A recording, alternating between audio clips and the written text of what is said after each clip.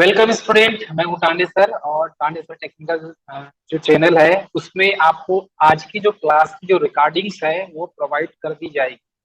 तो यदि जैसे देखा जाए तो हमारा टॉपिक जो है ट्रांसफार्मर हमें स्टार्ट करना था और ट्रांसफार्मर के बाद डीसी मशीन हमें स्टार्ट करना था, है ना। तो जहां तक हो सके, वेलकम डियर स्टूडेंट। आज की क्लास में हम इलेक्ट्रिकल मशीन स्टार्ट करेंगे और इलेक्ट्रिकल मशीन में हम देखेंगे कि इलेक्ट्रिकल मशीन कितने टाइप की होती है। ठीक है। तो मशीन वर्ड से यदि हम समझे तो इलेक्ट्रिकल मशीन बेसिकली उसे दो टाइप से डिवाइड किया गया है।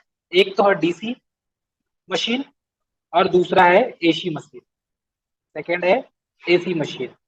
तो डीसी मशीन और एसी मशीन ये दो टाइप की मशीनें हैं और ये दोनों टाइप की मशीनों के आधार पर ही हम मशीन को डिफाइन करते हैं। तो इलेक्ट्रिकल मशीन में सबसे पहले आता है डीसी मशीन। तो डीसी मशीन को की खासियत ये होती है कि डियर स्टूडेंट, इसमें हम डीसी मशीन में सिर्फ डीसी सप्लाई से ही इसको चलाते हैं। ऐसी मशीन जिसे डीसी सप्लाई से चलाया जाए वो डीसी मशीन कहलाती है। डीसी मशीन बेसिकली दो प्रकार के होते हैं, दो टाइप के होते हैं। पहला डीसी मोटर और दूसरा डीसी जनरेटर। तो डीसी मशीन को दो पार्ट में डिवाइड करते हैं, एक डीसी मोटर दूसरा डीसी जनरेटर। क्लियर है। चलिए, डीसी मोटर की बात करें तो डीसी मोटर को भी इसको तीन पार्ट में डिवाइड किया गया है। डीसी मोटर को तीन पार्ट में डिवाइड किया गया है। पहला है डीसी सीरीज, डीसी सीरीज। दूसरा डीसी शंट, दूसरा है शंट और तीसरा है कंपाउंड। ये पढ़े होंगे आपने। तो सीरीज, शंट और कंपाउंड ये तीन टाइप की डीसी मोटर होती है। वैसे डीसी जनरेटर की बात करें तो ये भी तीन प्रकार के होते हैं। कौन कौन से तीन प्रकार होंगे dear friend? DC series, DC shunt और डीसी कंपाउंड। तो फ्रेंड ये तीन प्रकार के होते हैं, DC series generator, DC shunt generator, DC compound generator. वैसे ही डीसी मोटर भी तीन प्रकार के होते हैं, DC series motor, DC shunt motor और डीसी कंपाउंड मोटर।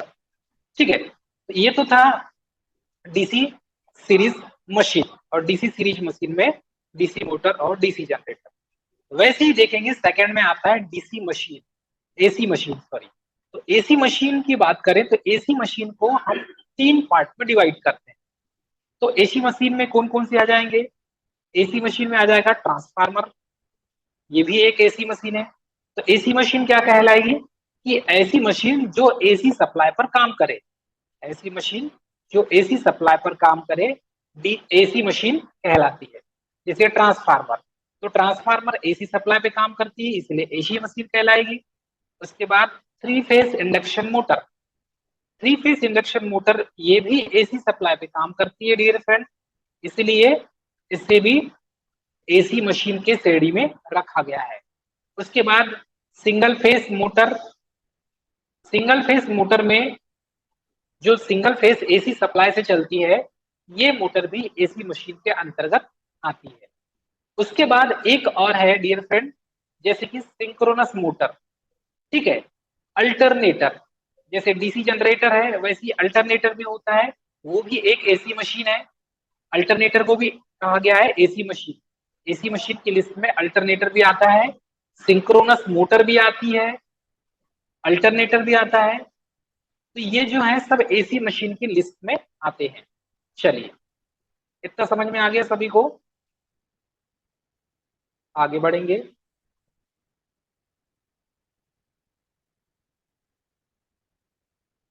थर्ड में है सिंक्रोनस मशीन। जैसे एसी मशीन देखे थे, डीसी मशीन देखे, और थर्ड में आ जाएगा सिंक्रोनस मशीन। तो सिंक्रोनस मशीन की बात करें तो इसमें इसको दो पार्ट में डिवाइड किया गया है सिंक्रोनस मशीन में। तो सिंक्रोनस स्पीड में रोटेट करने वाली मशीन सिंक्रोनस मशीन कहलाती है।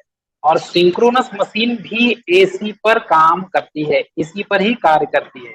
तो ऐसी मशीन जो एसी पर कार्य करती है वो एसी मशीन है, और एसी मशीन के अंतर्गत ही सिंक्रोनस मशीन आती है।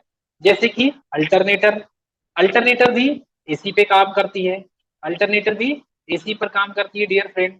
तो अल्टरनेटर को भी हम यूज करते हैं, तो ये भी एसी मशीन पे काम करती है। तो इस तरीके से यदि हम देखें तो अल्टरनेटर हो गया, दूसरा सिंक्रोनस मोटर। तो सिंक्रोनस मोटर भी एसी सप्लाई पर काम करती है, इसीलिए इसे एसी मशीन की श्रेणी में ही रखा गया है।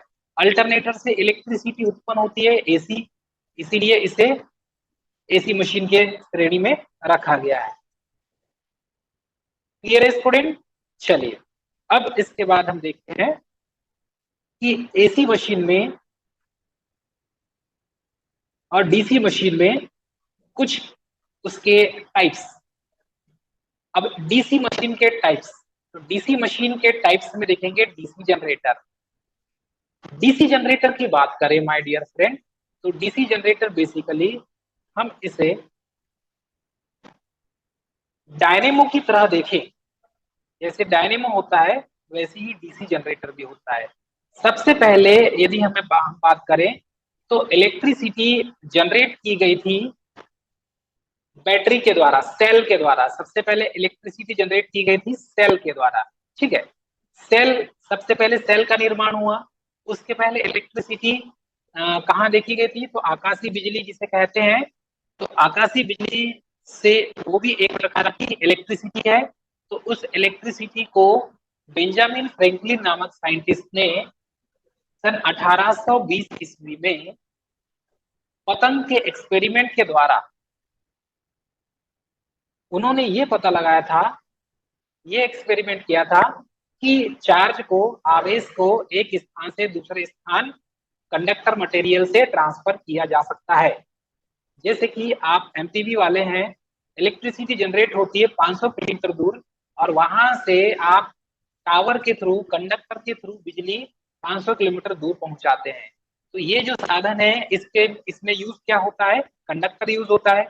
तो कंडक्टर यूज करते हैं, उसमें इलेक्ट्रिसिटी फ्लो होती है। तो ये जो इलेक्ट्रिसिटी फ्लो होती है, ये सबसे पहले बेंजामिन फ्रैंकलिन नामक साइंटिस्ट ने सन 1820 में बताया था। और उन्होंने एक्सपेरिमेंट कैसा किया था मैं आपको बता दूं कि उन्होंने एक पतंग बनाया था, और पतंग का फ्रेम जो था उसका, वो मतलब कि मेटल का था, धातु का था। बाकी जो उसका जो फ्रेम है सिर्फ वही धातु का था, और उसमें जो मांझा यूज करते हैं उसकी जगह बारीक महीन उन्होंने पतला तार यूज किया था। और अच्छी बड़ी पतंग बनाकर जब हवा तूफान आता है उस समय उन्होंने उड़ाया था। जैसी आकाशीय बिजली जब हल्की हल्की टच होती है उस पतंग के ऊपर गिरने लगी आकाशीय बिजली, तो जो चार्ज है वो चार्ज से नीचे खड़े हुए व्यक्ति को झटका लगने लगा। तो उन्होंने बताया कि चार्ज को एक स्थान से दूसरे स्थान ट्रांसफर किया जा सकता है। तब हमें पता चला, जब ये पता चला तो फिर अलेसेंद्रो उल्टा नामक साइंटिस्ट ने क्या किया कि इलेक्ट्रिसिटी कहाँ से जनरेट करेंगे। तो वो एक केमिस्ट थे, रसायन शास्त्री थे। तो उन्होंने क्या किया, सेल का निर्माण किया। विद्युत अपघटन की क्रिया से, इलेक्ट्रोलाइसिस प्रोसेस से H2SO4 का यूज करके उन्होंने सेल का निर्माण किया। इलेक्ट्रोलाइट में दो इलेक्ट्रोड डाला, उससे सेल का निर्माण किया, उससे इलेक्ट्रिसिटी उत्पन्न होने लगी। और फिर उसको उन्होंने बहुत सारे सेलों को ग्रुप में जोड़ के एक बैटरी का निर्माण किया। इसीलिए जो वोल्टेज की इकाई क्या होती है, वोल्ट होती है। तो अलेसेंद्रो वोल्टा का सरनेम जो है वोल्टा, उसके नाम पर वोल्टेज की यूनिट रखी गई है, ठीक है। उसके बाद हम देखेंगे डियर स्टूडेंट, तो फिर डायनेमो आया, और डायनेमो का यूज करके हमने इलेक्ट्रिसिटी जनरेट किया। डायनेमो का यूज करके कैसे इलेक्ट्रिसिटी जनरेट किया हमने, सबसे पहले सेल बनाए, ठीक है। सेल से बैटरी बनी, सेल से क्या बनी डियर स्टूडेंट, बैटरी बनी। अब बैटरी बनी, बैटरी से हमने इलेक्ट्रिसिटी जनरेट किया। उसके बाद हमने बनाया डायनेमो। तो डायनेमो बनाने का श्रेय किसको जाता है, डायनेमो बनाने का श्रेय जाता है माय डियर स्टूडेंट, आपने एक साइंटिस्ट का नाम जाने होंगे या देखे होंगे या पता किए होंगे या पढ़े भी होंगे आपने, जिनका नाम है डॉक्टर माइकल फैराडे। और डॉक्टर माइकल फैराडे ने एक थीसिस दिया, नियम दिया। उस नियम में बोला गया कि यदि किसी मैग्नेटिक फील्ड में किसी कंडक्टर को घुमाया जाता है, ठीक है, यदि किसी चुंबकीय क्षेत्र में किसी चालक को घुमाया जाता है, तो उस चालक में के फ्लक्स के कटने के कारण उस चालक में ईएमएफ प्रोड्यूस होता है। ये नियम जब डॉक्टर माइकल फैराडे ने दिया तो उसको मद्देनजर रखते हुए डायनेमो बनाया गया। और पहले डायनेमो साइकिल में सामने लगी हुई आती थी, नीचे चक्के में लगा होता था किनारे, जहां पर आप ताला लगाते हैं साइकिल में, वहां पर पहले डायनेमो लगा हुआ आता था किनारे। तो जैसे जैसे चक्का घूमता था तो डायनेमो भी घूमता था, उससे फ्रिक्शन होके, घर्षण होके। तो सामने जो मडगार्ड होता है साइकिल के, वहां पर एक बल्ब या लैंप जला करता था। जैसे जैसे साइकिल चलाएंगे तो अंधेरे में जाने के लिए सामने आपको प्रकाश उस बल्ब से मिलता था। इस टाइप से पहले डायनेमो का यूज किया जाता था। अब डायनेमो से इलेक्ट्रिसिटी जनरेट करने लगे। उसके बाद पहले सेल से किए, फिर बैटरी से किए, फिर डायनेमो से किए। अब डायनेमो के बाद सीधे आ गया उसका बड़ा प्रारूप, डीसी जनरेटर, डायनेमो का बड़ा भाई डीसी जनरेटर। तो डायनेमो को जब बड़े साइज में बनाया गया तो उसका नाम रखा गया जनरेटर। तो इस तरीके से डीसी जनरेटर की उत्पत्ति हुई माय डियर फ्रेंड। चलिए, अब जनरेटर में क्या होता है, सबसे पहले देखेंगे जनरेटर में क्या होता है। तो जनरेटर में उसका जो बेसिक कंस्ट्रक्शन देखेंगे तो उसमें प्राइम मूवर के रूप में हम यूज करते हैं टरबाइन, डीजल इंजन, और जनरेटर के शाफ्ट से उसको कनेक्ट करते हैं और जनरेटर को घुमाते हैं। अब डिपेंड ये करता है कि आप जनरेटर को कैसे घुमा रहे हैं, हाथ से घुमा रहे हैं या टरबाइन से घुमा रहे हैं या बॉयलर, मतलब कि भाप से उसको टरबाइन के ऊपर गिरा रहे हैं भाप और उससे घुमा रहे हैं। अब ये आप पर डिपेंड करता है कि आप उसको कैसे घुमा रहे हैं। यदि डीजल इंजन से घुमाएंगे, जनरेटर के साथ कनेक्ट कर देंगे और डीजल इंजन जब घूमेगा तो डीसी जनरेटर भी रोटेट करेगा। तो आपको कुछ नहीं, ये जो प्राइम मूवर है, इस प्राइम मूवर मतलब कि शाफ्ट को, जनरेटर के शाफ्ट को जब आप घुमाएंगे तो इलेक्ट्रिसिटी जनरेट होगी। तो यहाँ पर जो बेसिक देखेंगे आपको, तो ये अंदर वाला जो पार्ट होता है ये आर्मेचर वाला पार्ट होता है, इसको कहते हैं आर्मेचर। तो डीसी जनरेटर में आर्मेचर करता है। ऊपर एन पोल और नीचे एस पोल होंगे, यहाँ कार्बन ब्रश लगा होगा और यहाँ से आपको आउटपुट प्राप्त होगा। इस तरीके से हम इसको यूज करते हैं। क्लियर है माय डियर फ्रेंड? चलिए, डीसी जनरेटर एक मशीन है जो यांत्रिक ऊर्जा को विद्युत ऊर्जा में परिवर्तित करता है। तो यांत्रिक ऊर्जा को विद्युत ऊर्जा में परिवर्तित करने के लिए ऐसा कौन सा इंस्ट्रूमेंट, ऐसी कौन सी मशीन है जिसका यूज हम विद्युत ऊर्जा को, यांत्रिक ऊर्जा को विद्युत ऊर्जा में परिवर्तित करती है। तो डीसी जनरेटर एक ऐसा उपकरण है, एक ऐसी मशीन है जो यांत्रिक ऊर्जा को विद्युत ऊर्जा में परिवर्तित करती है। आपने सभी ने ऊर्जा संरक्षण का नियम पढ़ा होगा। ऊर्जा संरक्षण का नियम ये कहता है कि ऊर्जा को न उत्पन्न किया जा सकता है और न ही नष्ट किया जा सकता है, बल्कि उसे एक रूप से दूसरे रूप में परिवर्तित किया जा सकता है। तो डियर फ्रेंड, यहाँ पर डीसी जनरेटर एक मशीन है जो यांत्रिक ऊर्जा को विद्युत ऊर्जा में परिवर्तित करता है। यह फैराडे के विद्युत चुंबकीय प्रेरण के सिद्धांत पर कार्य करता है। ये एग्जाम में पूछा जाता है कि डीसी जनरेटर किस सिद्धांत पर काम करता है। तो डीसी जनरेटर फैराडे के विद्युत चुंबकीय प्रेरण के सिद्धांत पर, इलेक्ट्रोमैग्नेटिक इंडक्शन के सिद्धांत पर कार्य करता है। चलिए, अब ये सिद्धांत क्या है इसका, ये भी जान लीजिए। सिद्धांत ये है माय डियर फ्रेंड कि जब किसी चुंबकीय क्षेत्र में, ये मानकर चलिए ये एन पोल है और ये एस पोल है, तो जब किसी चुंबकीय क्षेत्र में किसी कंडक्टर को घुमाया जाता है, ये कंडक्टर है, चुंबकीय क्षेत्र के बीच में किसी कंडक्टर को या चालक को जब घुमाया जाता है तो उस चालक के में फ्लक्स के कटने के कारण, ठीक है, फ्लक्स के कटने के कारण, फ्लक्स कैसा कटेगा, देखो फ्लक्स तो ऐसा एन से एस की ओर जाएगा ना, चुंबकीय बल रेखाएं कैसी चलती है, एन से एस की ओर, और बीच में क्या है, चालक, चालक क्या है, कंडक्टर। तो कंडक्टर को जब किसी चुंबकीय क्षेत्र के बीच में कंडक्टर को घुमाएंगे हम, तो rate of change of flux create होगा, फ्लक्स कटेगा।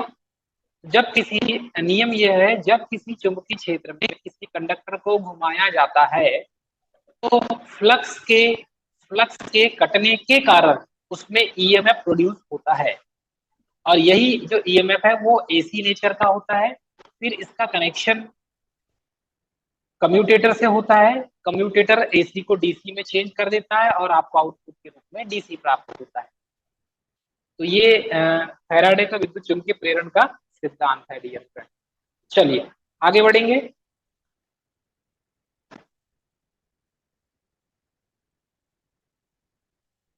डीसी जनरेटर के आर्मेचर में उत्पन्न ईएमएफ डायनेमिकली इंड्यूस्ड ईएमएफ कहलाती है।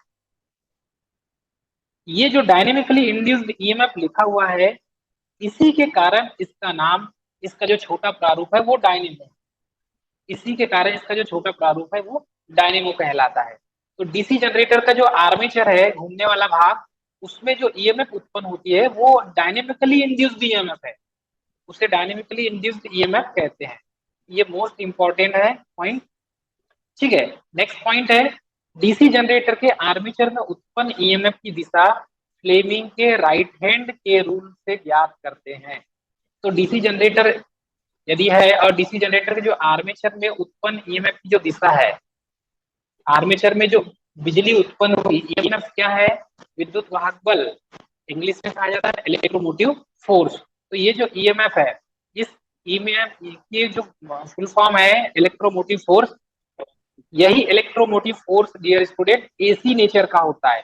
मतलब आर्मेचर में जो बिजली उत्पन्न होगी, आर्मेचर की वाइंडिंग में जो बिजली उत्पन्न होगी वो एसी नेचर की होगी। ठीक है, और ये फ्लेमिंग के राइट हैंड के नियम से हम ज्ञात करते हैं। इसलिए डीसी जनरेटर फ्लेमिंग के राइट हैंड रूल के सिद्धांत पर भी कार्य करता है। तो दो सिद्धांत हो गए माय डियर फ्रेंड।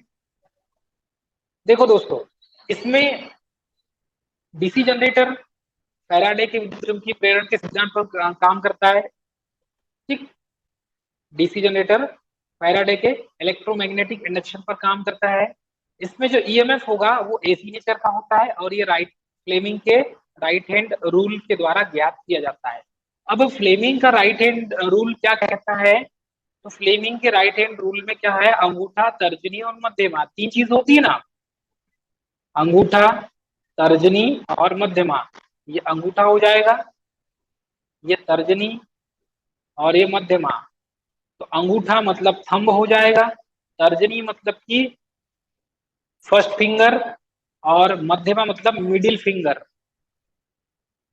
कैसे समझेंगे? अंगूठा आप जानते हैं, उसके बाद फर्स्ट फिंगर, फर्स्ट फिंगर में अंगूठे के बाद वाला जो, बाद वाली जो उंगली है वो फर्स्ट फिंगर होगा, और अंगूठी के बाद, अंगूठे के बाद जो दूसरी उंगली है वो मिडिल फिंगर होगी।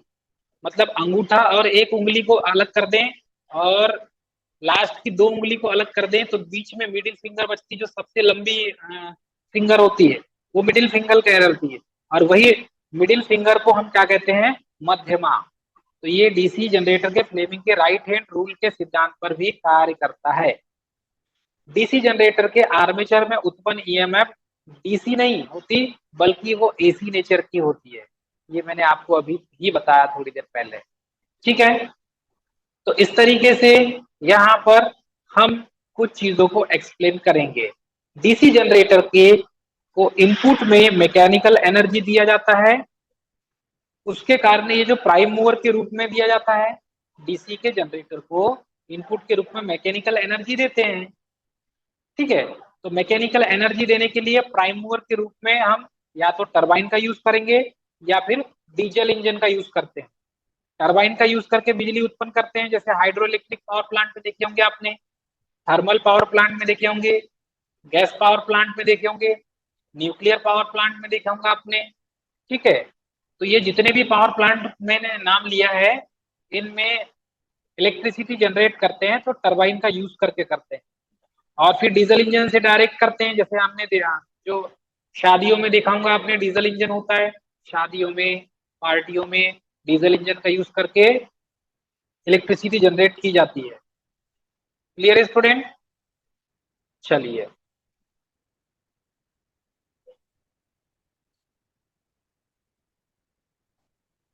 अब देखेंगे principle of operation, principle of operation. तो डीसी जनरेटर का प्रिंसिपल ऑफ ऑपरेशन यदि हम देखें तो प्रिंसिपल ऑफ ऑपरेशन यहां पर देखेंगे तो ये एस पोल है और ये एन पोल है, ठीक है। बीच में ये जो है ये आर्मेचर कॉइल है। Armature coil means armature winding, बीच वाला भाग रोटेटिंग भाग है और ये आर्मेचर कॉइल या इसको आप आर्मेचर वाइंडिंग कह सकते हैं।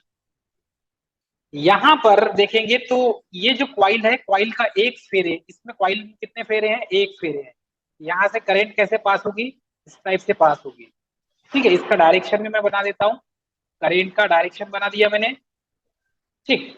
तो यहां से यहां तक होते हुए ये सीधे यहां से इन होगी और यहां से आउट होगी, ठीक।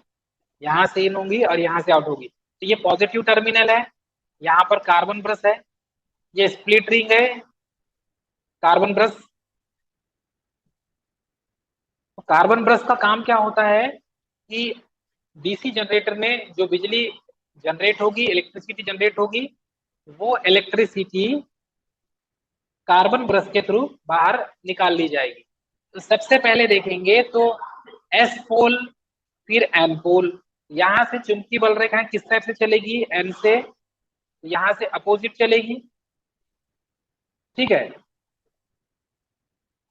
कैसे चलेगी क्लियर करते हैं इसको। यहां पर कार्बन ब्रश और चुंबकीय बल रेखाएं, तो एन से एस की ओर चुंबकीय बल रेखाएं इस टाइप से चलेगी। नियम ये कहता है कि जब किसी मैग्नेटिक फील्ड में किसी कंडक्टर को घुमाया जाता है तो उस कंडक्टर में ईएमएफ जनरेट होती है। तो ईएमएफ जनरेट करने होने के पीछे रीजन ये होता है फ्लक्स का कटना। तो जब किसी मैग्नेटिक फील्ड में किसी कंडक्टर को घुमाया जाता है तो फ्लक्स के कटने के कारण उसमें ईएमएफ जनरेट होती है।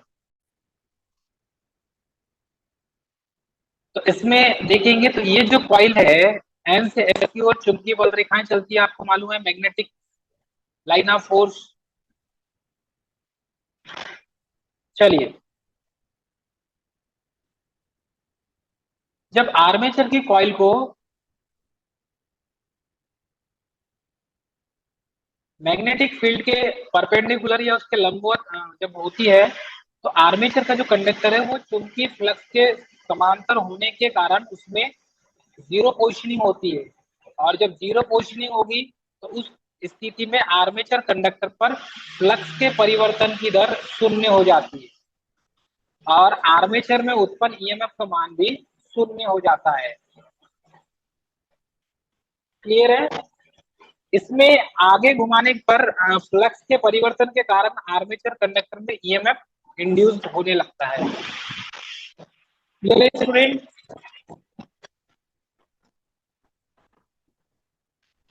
मेरी आवाज आ रही है? चलिए, मेरी आवाज आ रही है ना सभी को?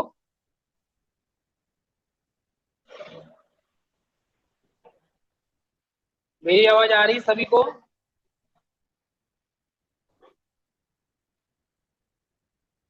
चलिए, इसको मैं आपको थोड़ा सा एक्सप्लेन करके बता देता हूँ होता क्या है। सबसे पहले जब आर्मेचर की कॉइल मैग्नेटिक फील्ड के परपेंडिकुलर होती है, मतलब लंबवत होती है, तो परपेंडिकुलर होते समय क्या होगा ऐसा, जब आर्मेचर की कॉइल मैग्नेटिक फील्ड के परपेंडिकुलर होती है तो उसमें आर्मेचर कंडक्टर जो है वो मैग्नेटिक फ्लक्स के परपेंडिकुलर हो जाती है। तो परपेंडिकुलर होने पर मैग्नेटिक फ्लक्स उसके समानांतर हो जाएगी और मैग्नेटिक फ्लक्स जब उसके समांतर में हो जाएगी, पैरेलल में हो जाएगी, तो उसकी जो पोजिशनिंग जीरो पोजिशनिंग कहलाएगी। और जीरो पोजिशन के कारण इस स्थिति में आर्मेचर के जो कंडक्टर पर फ्लक्स के परिवर्तन की दर जीरो हो जाएगी, मतलब फ्लक्स नहीं कटेंगे। और जब फ्लक्स नहीं कटेंगे तो आर्मेचर में ईएमएफ का मान भी शून्य हो जाएगा, कोई ईएमएफ इंड्यूस नहीं होगा। तो जब कोई भी ईएमएफ इंड्यूस नहीं होगा तो ईएमएफ जनरेट ही नहीं होगा। इसका मतलब ये है कि यदि आप पैरेलल में मैग्नेटिक फील्ड के चल रहे हैं पैरेलल में और कॉइल पैरेलल में चल रही है तो दोनों के पैरेलल में चलने के कारण उसमें फ्लक्स नहीं कटेंगे। तो इस समय की जो पोजीशनिंग होगी वो जीरो पोजीशनिंग होगी और इस समय ईएमएफ का मान शून्य होगा, जीरो होगा। नेक्स्ट पॉइंट देखेंगे तो इसमें आगे घुमाने पर जैसे ही हम आर्मेचर के कॉइल को घुमाते हैं या आर्मेचर को घुमाते हैं तो फ्लक्स के परिवर्तन के कारण आर्मेचर कंडक्टर में ईएमएफ उत्पन्न होने लगता है। तो जैसे जैसे मैग्नेटिक लाइन ऑफ फोर्स, चुंबकीय जो बल रेखाएं हैं, उसमें परिवर्तन होगा, मैग्नेटिक फ्लक्स में परिवर्तन होगा, तो उसके कारण आर्मेचर कंडक्टर में भी ईएमएफ जनरेट होने लगेगा, उत्पन्न होने लगेगा। क्लियर है? चलिए, सेकंड ऑप्शन ये है, सेकंड पोजिशनिंग क्या होती है इसके बारे में भी जान लें। जैसे पहली पोजिशनिंग तो जीरो की थी, दूसरी पोजीशन में आपको बताता हूं। सेकंड पोजीशन में क्या होता है कि जब आर्मेचर कॉइल फ्लक्स के समांतर होती है, आर्मेचर कॉइल फ्लक्स के समांतर होती है, तो आर्मेचर कंडक्टर चुंबकीय फ्लक्स के लंबवत होती है। तो आर्मेचर कॉइल चुंबकीय फ्लक्स से जब समांतर होती है तो आर्मेचर कंडक्टर भी चुंबकीय फ्लक्स के समांतर होते हैं और इस समय की जो पोजीशनिंग होती है वो 90 डिग्री की पोजीशनिंग होती है। इस समय की जो पोजीशन होती है आर्मेचर कॉइल और आर्मेचर आर्मेचर कॉइल और मैग्नेटिक फ्लक्स, इन दोनों के बीच की जो स्थिति होती है वो 90 डिग्री की पोजीशनिंग होती है। तो इस स्थिति में आर्मेचर कंडक्टर पर फ्लक्स के परिवर्तन की जो दर है वो सर्वाधिक होती है और फ्लक्स के परिवर्तन की दर सर्वाधिक होने के कारण इसमें ईएमएफ उत्पन्न होता है और ईएमएफ का मान अधिकतम होता है। तो इस समय की कंडीशन में क्या हो जाएगा, जब आर्मेचर कॉइल और आर्मेचर कॉइल और कंडक्टर के बीच में, फ्लक्स के बीच में 90 डिग्री की पोजीशनिंग होगी तो उस समय ईएमएफ का मान अधिकतम होगा, मैक्सिमम होगा। तो इस समय वोल्टेज अधिकतम प्राप्त होगा। सेकंड, इसके बाद देखेंगे आर्मेचर कंडक्टर को 90 डिग्री से आगे घुमाने पर उसमें फ्लक्स के परिवर्तन की दर तथा उत्पन्न ईएमएफ का मान घटने लगता है और 180 डिग्री पर इसका मान शून्य हो जाता है। तो ऐसे 4 स्टेप आते हैं। पहला स्टेप 0 डिग्री का, दूसरा स्टेप 90 डिग्री का। तो 0 डिग्री में डियर फ्रेंड, 0 डिग्री में याद रखिएगा, 0 डिग्री में क्या था, ईएमएफ जीरो, 0 डिग्री में ईएमएफ जीरो। फिर आप देखेंगे 90 डिग्री में ईएमएफ अधिकतम, मैक्सिमम। फिर 180 डिग्री में, 180 डिग्री में ईएमएफ का मान फिर से जीरो हो गया। फिर 270 डिग्री में ईएमएफ का मान मैक्सिमम होगा, नेगेटिव साइन के रूप में। और फिर 360 डिग्री में ईएमएफ का मान जीरो हो जाएगा। तो इस तरीके से 90 डिग्री, 90 मिलाएंगे तो 180 डिग्री हो जाएगा और 270 और 360 को एक साथ मिलाएंगे तो ये हाफ साइकिल पॉजिटिव का हो जाता है और हाफ साइकिल इसका नेगेटिव का हो जाता है। तो इसको इस तरीके से हम समझ सकते हैं। आर्मेचर कंडक्टर को 90 डिग्री से आगे घुमाने पर इसमें फ्लक्स के परिवर्तन की दर तथा उत्पन्न ईएमएफ का मान घटने लगता है तथा 180 डिग्री पर इसका मान शून्य हो जाता है। ठीक है, फिर 180 डिग्री से आगे घुमाते हैं तो एन पोल का जो आर्मेचर कंडक्टर एस पोल के कांटेक्ट में और एस पोल का आर्मेचर कंडक्टर एन पोल के कांटेक्ट में आने लगता है और इसके कारण ईएमएफ का मान 270 डिग्री पर अधिकतम और 360 डिग्री पर शून्य हो जाता है। तो ये चीज याद रखेंगे, वही चीज मैंने बताया आपको। 360 डिग्री पर क्या हो जाएगा, 360 पे जीरो हो जाएगा और 270 डिग्री पे मैक्सिमम हो जाएगा। तो ये जो 270 डिग्री है इसमें वेव फॉर्म जो है वो निगेटिव साइन वाली वेव फॉर्म होगी और 0 से 90 डिग्री पे पॉजिटिव वेव फॉर्म बनेगी। क्लियर है फ्रेंड? तो इस तरीके से आप इसको समझ सकते हैं। चलिए,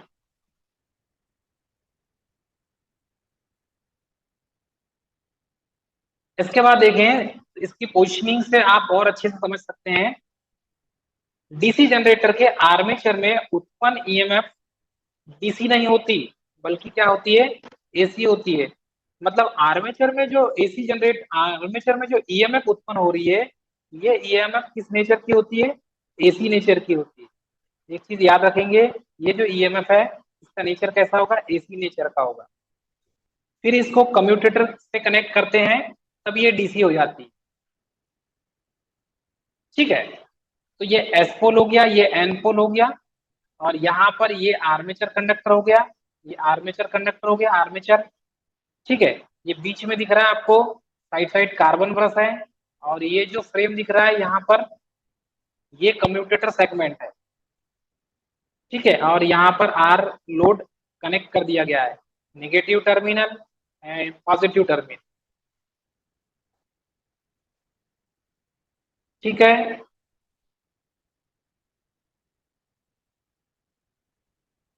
चलिए,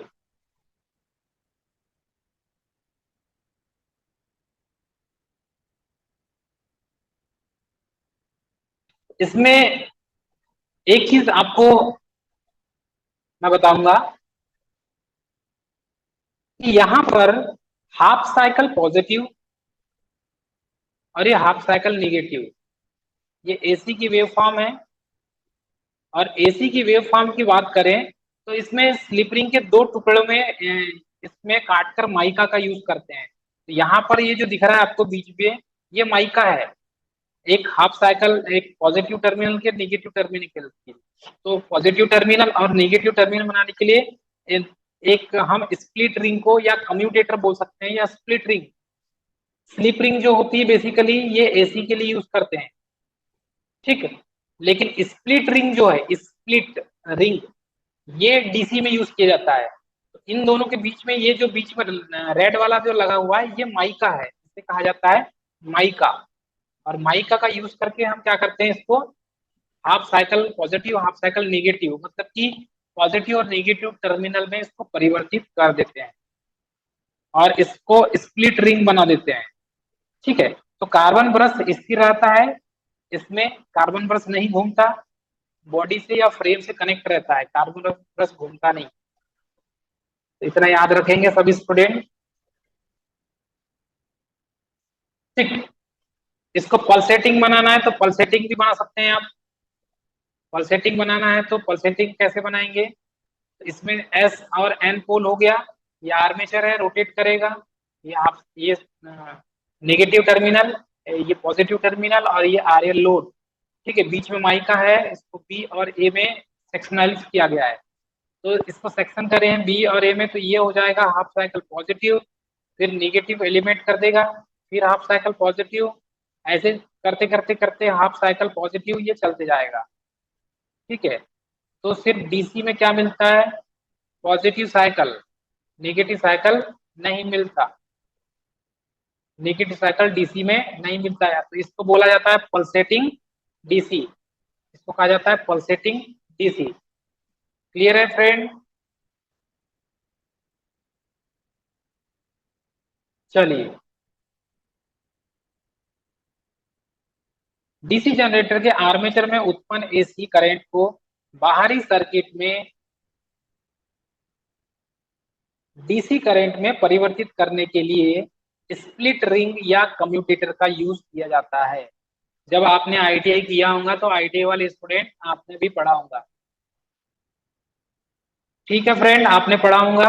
उसके बाद देखेंगे तो स्प्लिट रिंग को बीच से, मतलब स्लिप रिंग को बीच से दो भाग में काटकर उसे शॉर्ट करके माइका डाल देते हैं और इंसुलेटेड कर देते हैं, तो स्लिप रिंग स्प्लिट रिंग बन जाता है। वर्ड को थोड़ा सा समझेंगे, स्लिप रिंग स्प्लिट रिंग बन जाता है।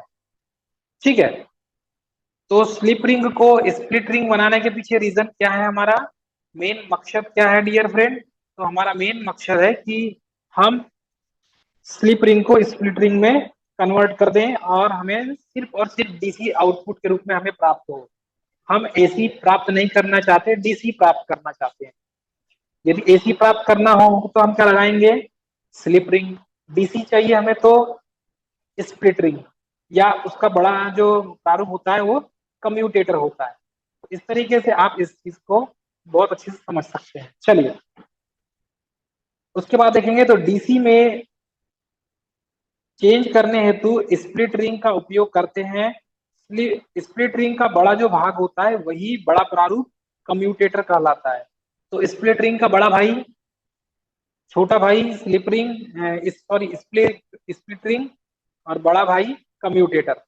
तो कम्यूटेटर बड़ा साइज, ठीक। कंप्यूटर कम्यूटेटर क्या कहलाता है, बड़ा साइज।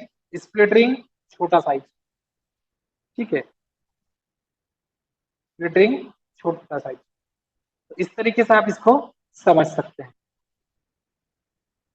कहने का मतलब यह है कि एसी को डीसी में कन्वर्ट करने का काम किसका है, स्प्लिट रिंग का है, जिसे आप कम्यूटेटर भी कहते हैं, जिसे आप कम्यूटेटर भी कहते हैं। चलो कंस्ट्रक्शन से बहुत अच्छे से समझ में आ जाएगा आपको, कंस्ट्रक्शन से समझ में आ जाएगा। सबसे पहले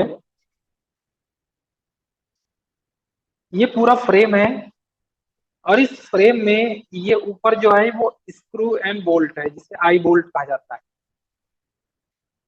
यहां पर ये इस टाइप से जो दिख रहा है ये है